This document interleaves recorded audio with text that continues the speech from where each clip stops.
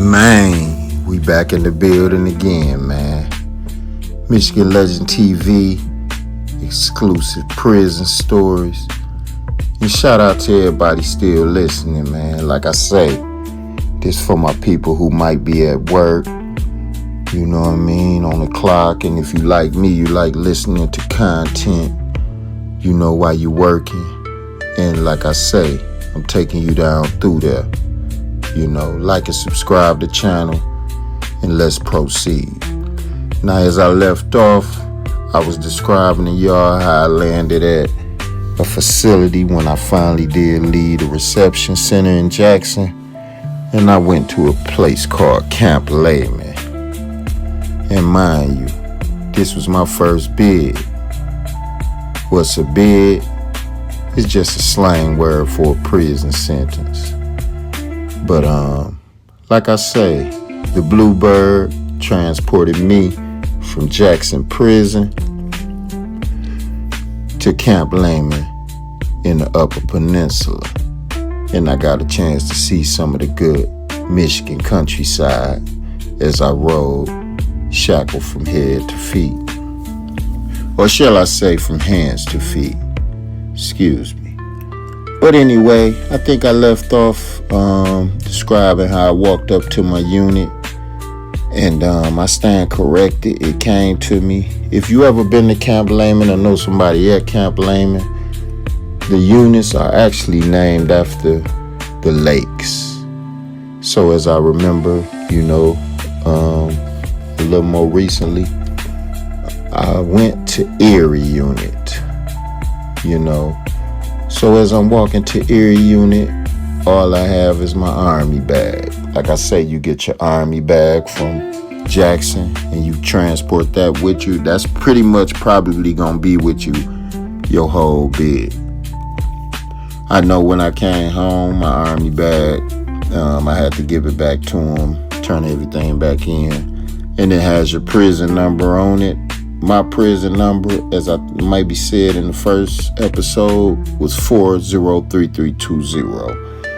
And that's pretty much for people who came in around 2001. They was in 4 numbers.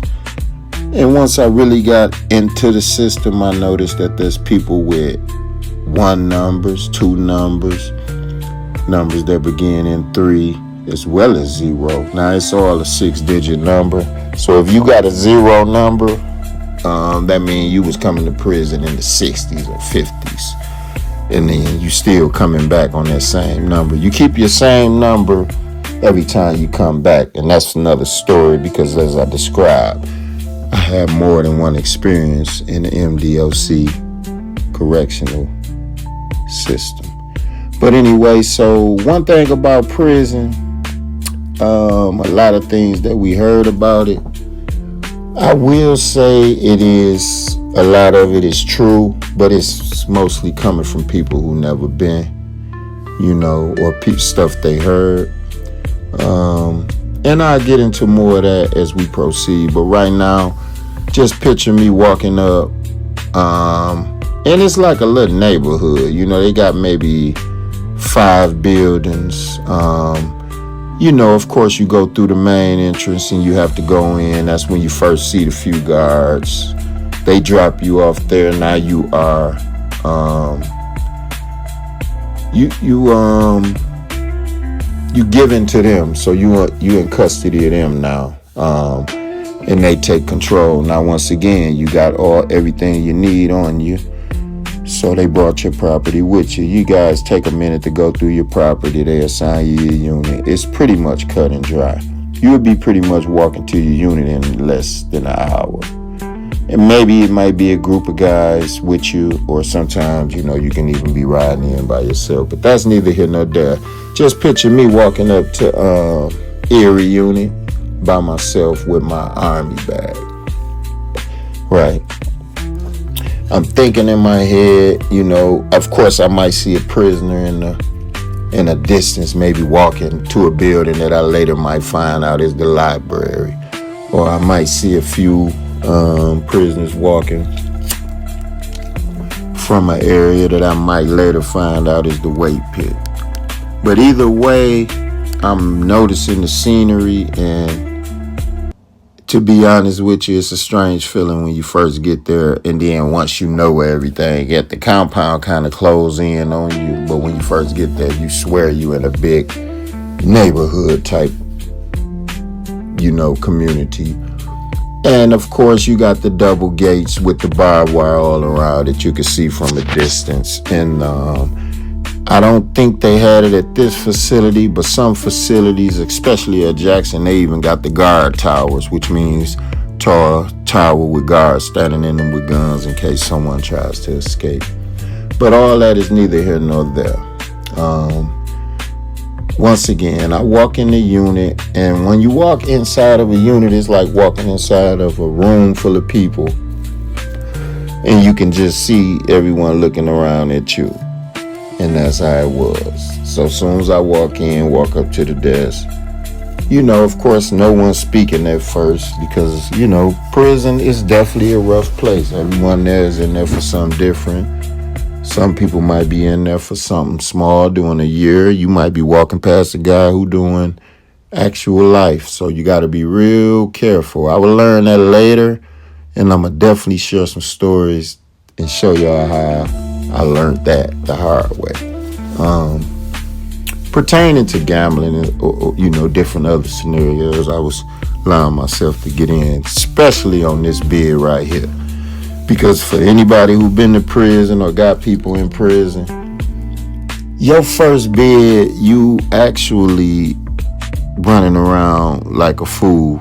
You know what I mean? If you notice, if you got people in prison or you notice how they automatically tell you to send them a lump sum of money soon as they arrive to their parent facility. Well, I'm going to tell you why is that. Because they give you a few catalogs when you first get there.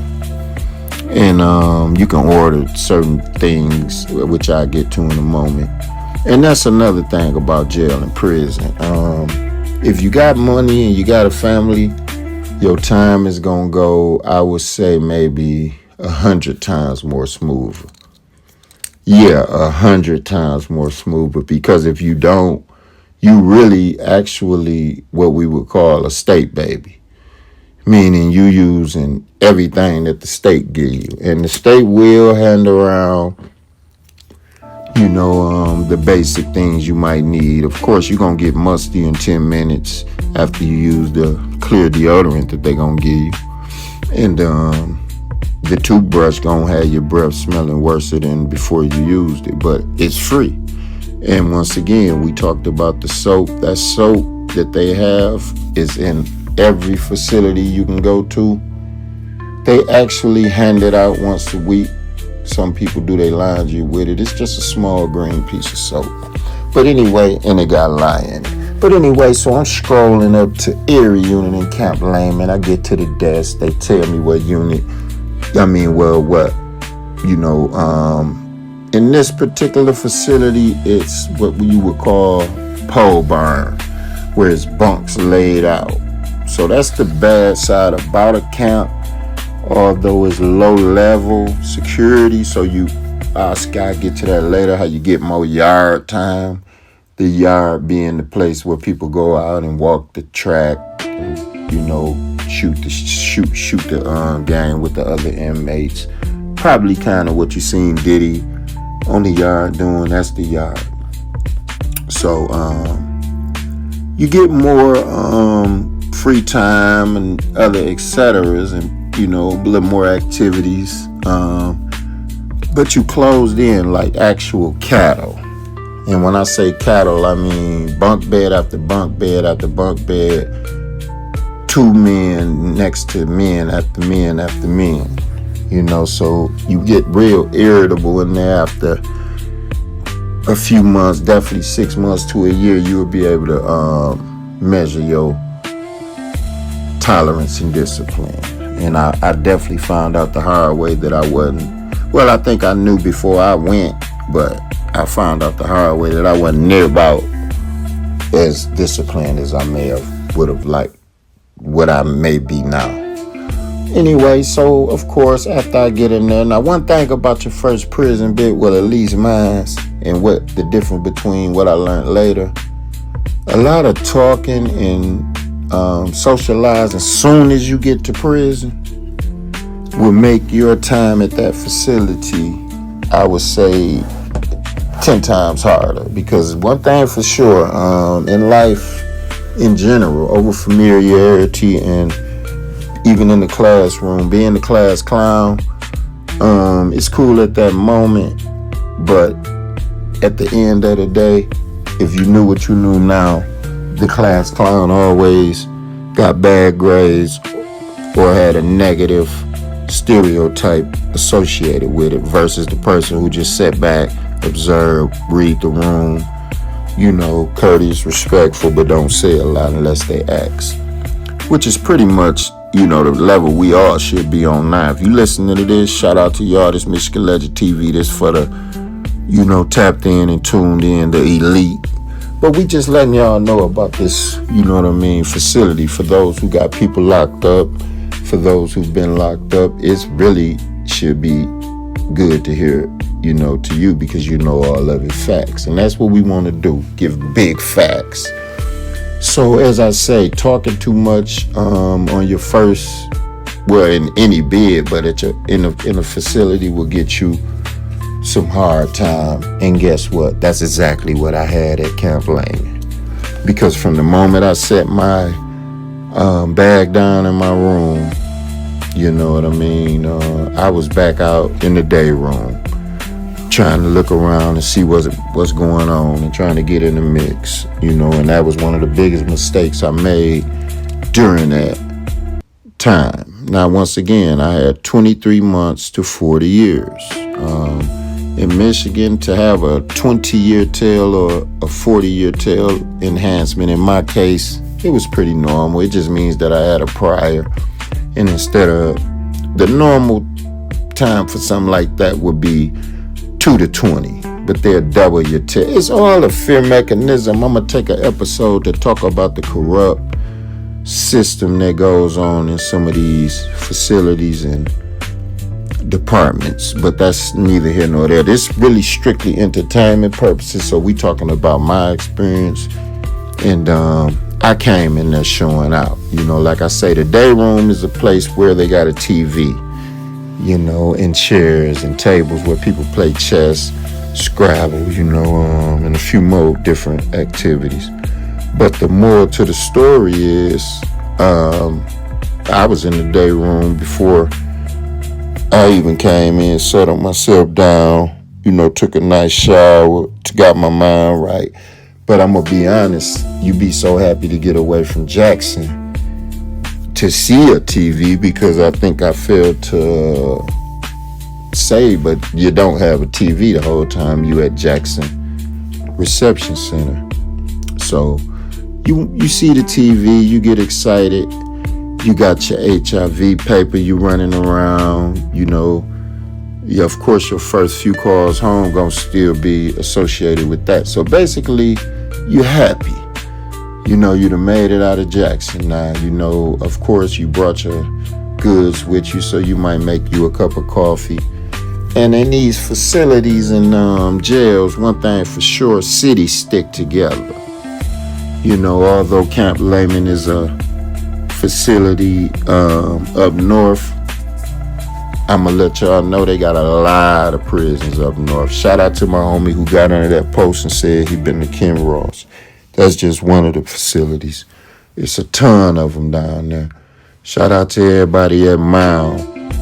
Shout out to everybody at Ken Ross, and all the other facilities down there, man. We'll get to that later. But anyway, if I look back, I say I came in doing too much mingling and jingling, because when you get there, anybody from your city is what we would call a homeboy. So whether y'all was, enemies in the street, or whether you were strangers in the street, when you get in prison, everybody from Saginaw eventually gonna meet up and they gonna greet you and salute you. You know what I mean? And you're gonna be thankful they did, because everything you don't have at that moment, they gonna make sure you got. What I mean by that, remember at Jackson, you don't get food. The commissary list is just full of toiletries and necessities. But see, now you done made it there. So now you're gonna get a commissary list in your hands within the first few hours. That's one of the things you want to look. And when you see the selection, you're gonna feel like you got it going on. You know, they got the soups, the chips, the meat sticks, all the jail cook up stuff you want. They got all the good hair grease, the toothpaste. They got the soap, toned with the cocoa butter, popular soap in there. They got everything you need and some. Not just food, but your notepads. Back then, envelopes were still in style, so stamps was very, very prevalent and popular and valuable. So you get your stamps, your envelopes, because you're finna get into a whole zone. You gotta write your girl. This was before phones. Everybody still had some type of writing and communication about themselves. Nowadays it's JPEG and GTL tablets, and I'll get to that later. Y'all ride with me, man. Y'all rocking with the GOAT. I decided to come this route. Prison stories, true facts, but we got plenty more to come. Anyway, eventually the day gonna settle down, man, and you gonna learn the schedule around there. And around that count time, pretty much at 5 p.m. is gonna be the last call for chow. And chow is what they call the meals up in there. So whether it's breakfast, lunch, or dinner, it's chow. You know what I mean? When you hear chow yell loud by an officer or inmate, that means get over there and eat. And I'm going to tell y'all how crazy it is when you're eating in prison, because it's a guard standing there rushing you to get up. So anybody who been to prison, they already know this. So shout out to y'all. But anyway, I made it to that last chow, and I got a chance to see the difference between a Jackson Reception Center quarantine meal versus Camp Lehman meal. And I'm gonna be honest with you. You think you at a 5-star restaurant after eating at Jackson for like 3-4 weeks. I mean, you would think you at Roof Chris, or something like that, because you coming up the line and they slamming it on your tray. Slamming a bunch of slop, whatever they got. And I mean, at that moment, it looked like filet mignon, so don't get me wrong. You happy, you sit down, you eat. Of course, you done ran into somebody you know. It's something about prison that in the city, when you go, you're gonna find somebody you know or who knows somebody you know. And even guys even get to the point where they lie and say they know you. People just get close to you, and that's another little manipulation trick about prison. But I'm gonna give y'all that one, in a few episodes down the line, how I learned that the hard way. So anyway, eventually the night gonna settle down, but you gonna come to learn y'all got more than one out time. Now you ain't locked down all day. You get to come right back out the room after count time. Is when the guard walk around, look in your room, make sure you and your bunkie in there, or they walk past the bunks, make sure everybody on them. During that time, you can't do nothing but walk to the bathroom and back to your bunk. Once they clear count, make sure ain't nobody escape, count up everybody, you're back out. And you know what I mean? And now, once the last chow over, you realize that you get to go to yard. And on your first day there, I'm going to be honest with you. It's been times where I didn't go to yard that day because, I wanted to rest, and I had got used to the program at that moment, and I knew better. I probably wasn't mingling and jingling no more during my first day at the facility. But 9 times out of 10, you going to that yard. So here I am, walking the yard at Camp Lehman. Sun shining. And I mean, this your first taste of freedom and, a new start in over sometimes 3 weeks, 4 weeks, sometimes 2 weeks. Well, no, rarely 2 weeks, sometimes 3-4 weeks. You've been in Jackson. You coming from a reception center, You've medically made it, discharged to be able to go to your level. You're happy, you're healthy. You may have some money left from Jackson if your people sent you some money at Jackson.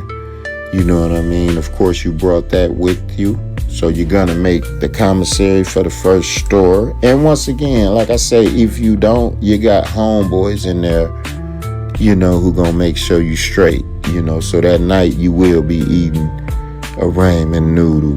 One guy might throw you a piece of summer sausage. Another guy might throw you a bag of chips. Another guy might throw you a little extra coffee. One of your other homeboys might throw you a pair of gym shoes, and tell you. And that's another story. When I tell y'all that, y'all gonna really understand how the system is really just a business. If y'all don't know Bob Barker, Michael Jordan, there's plenty of celebrities and people who got stock in that. But that's another story for another day. We're gonna get deep with this. So if you rocking with this, rock with me. Push like and subscribe. We doing less cursing. We bringing it to the algorithm, man, with the truth for those who wanna know. But anyway, walking the yard that day was definitely a peaceful day, man. I felt good, man. One of the homies will let you use their trimmers. They got some nice trimmers in prison where guys try to stay groomed up, which is a whole nother subject. And I always wanted to, because my first bit I showed my behind and was in there trying to be the big dog. And that's another thing. So when you first get there, if you got money, you get to go to the store. So that night when you come back from yard, they might shut the yard down. I know, at about 8, 9, depending on what camp you at. See, the camp make you get more yard time. So I think Lehman might close 8:30, 9. Now back then they had some little Panasonic radios. Something else you finna hurry up and order, because tapes at that time was very popular in prison. I mean, a guy would actually unalive someone about a tape. Audio cassette tape was very, very, very popular. They sell for money on the yard. People trade them all day. You might get a Al B. Sure for Gladys Knight tape. You might trade a Isley Brothers for a Maze. It's guys who sat on the yard all day and just trade cassette tapes and sell cassette tapes. I bought many. I remember. And that's the thing. My first bit, I was making a fool out of myself, and I overdid it, because once again, that night when you're laying back, you're going to be looking at these magazines. Now, one magazine is called J.L. Marcus. That got every gym shoe you think you want in there that you think will look great in prison. Now, why you want to look great in prison was a subject that I'm going to bring up in a later episode, because that's where a lot of guys go wrong at. That's why they don't elevate. That's why they don't. When I was in there, I wrote books. I done a lot of things. I read. I elevated, but it took a few bits, so I understand why I got to do it, but I don't condone it anymore. The reason you do it is because when you come in and 99% of the people in there, this is what they own. They running around forgetting that they here to be rehabilitated. You know what I mean? So they won't repeat the same cycle and let the recidivism rate continue to be accurate. And that's exactly what I did. You know what I mean? I came in and didn't focus on that, and I ended up adding to the recidivism rate. You know what I mean? So with that being said, that was my mistake. And that's why I'm explaining this to you, so to the listener, about the mistakes about coming in this facility trying to be, the top dog on the yard. Running off at the mouth the first day. Strangers from the street you knew you wouldn't even say hi to. You walk in the yard talking personal, ideologies with, because y'all incarcerated together on this homeboy stuff. Anyway, so that night you're going to be looking at J.L. Marcus books, every shoe. They had another book back then. I don't know if many of y'all old enough, but it was called East Bay. So, of course, you're going to look at the East Bay book and you can order certain shoes out of that. And then they come in with another book. The name quite slips my mind right now, where you can order all your clothes, your jogging suits and, other socks and your own t-shirts and stuff. So it was, I'm talking about, you would think you finna go to the mall when you're in there. And, they got a catalog with all the electronics. So your KTV, which back then was a little small, clear TV, everyone had one. It's like having a Cadillac on the streets. If you got that KTV on there, your people sent you $200 and something to buy that, versus somebody who's sitting at their bunk without a TV there. You know what I mean? Involuntarily. You a steak baby. Lay down. When they say count, sit there and look stupid.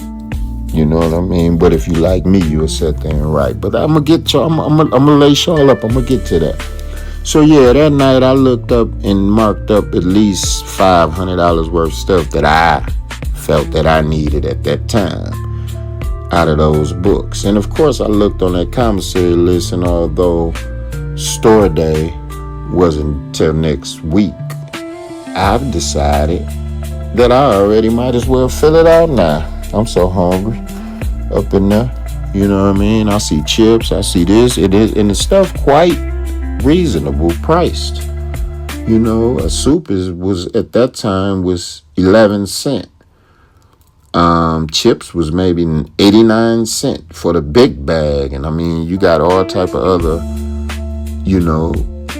just basic stuff that's gonna make your teeth fall out and make you get old up in there. It ain't nothing to write home about right now, but at that time, you even telling your people on the phone about the bunch of bullshit. Excuse my French. But yeah, so of course you got your money on the way. You done talk to your folks. You get longer phone calls. You done talk to your girl. I done all that first night. As well as staying up late, running off at the mouth. You know what I mean? With somebody who was on the bunk next to me, because I was so happy to be out of Jackson and just around other inmates again. Now, as you notice, everybody actually is jailing in here. That's what you noticed the first night. Because as the night winds down, you get to hearing all the commotion, and you might hear one guy come up the rock, hey, I need them 2 soups, and and then you hear another guy say, yeah, we shooting ball tomorrow again in the gym. And you get to learn that it's a lot of activity going on around here. And it's also a lot of Playboy books getting handed out around here. You know what I mean? If you know what I mean. Hey, it's a wild place, man, to sit back on your bunk. The first night you get, to your parent facility, and you just look around and you see all this stuff that people glorifying and making the best out of. I look back and say it's sad. At that time, I said, "Oh, they got it good up in here. They ain't got a care in the world other than what they finna cook up tonight and eat, and what they finna watch on TV, on this little small TV." And to be honest with you, as I got to know a lot of the men, it was better for them to be in there, man, than on the street. You know what I mean? Because they gave up. A lot of men ain't in prison because they want to be free and they got caught. A lot of men got caught because they wanted to be in prison. You know what I mean? And it's sad, man, and that's one thing for sure. I'm glad I made it out that system. But look, I went a little overboard on this because I wanted to tell y'all, paint that picture for y'all. I'm going to proceed to come back in with me laying on that bunk that first night in Camp Lehman after running off at the mouth all day. I hadn't got a lick of sleep yet. I had been up since I rolled out from Jackson. And from the homeboys, I had a few items, soups and stuff. So I was in the room, I was on the bunk rather, eating. And eventually the night winded down. Now the next morning, it got crazy. And I'm going to be back with episode 3. Y'all like and subscribe and salute. Michigan Letting TV out.